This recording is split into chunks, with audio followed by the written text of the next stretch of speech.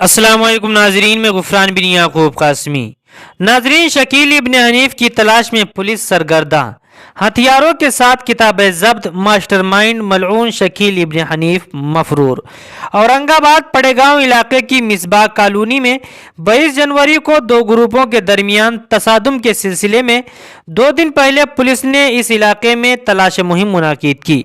तकरीबन 4 घंटे तक जारी रहने वाली इस मुहिम में इस्तेमाल होने वाला असलहा और कुछ अरबी और उर्दू ज़बान का तहरीरी मवाद कब्जे में लिया गया।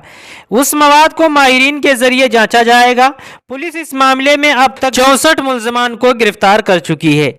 इस सिलसिले में मामला का असल सरगना शकील इब्न हनीफ अब तक मफरूर है।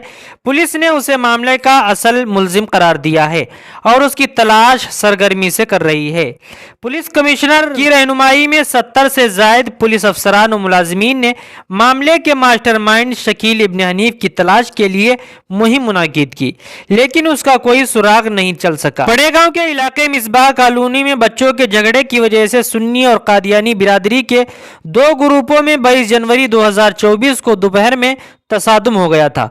उसमें लाठी, तलवार, सलाख और पत्थरों का इस्तेमाल किया गया था। पुलिस की बरवक्त पहुंच जाने से सूरत हाल पर काबू पा लिया गया, जिसके बाद पुलिस ने दोनों ग्रुपों के 64 मुल्जिमान को गिरफ्तार करके पुलिस स्टेशन छावनी में मुकदमा दर्ज कर लिया था। शिकायत पर मुल्जिमान के खिलाफ सरकारी काम में रुकावटें पैदा करना, हंगामा आराई वगैरह जैसी दफात शामिल है।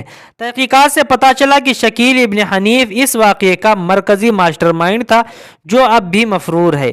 पुलिस उसकी सरगर्मी से तलाश कर रही है।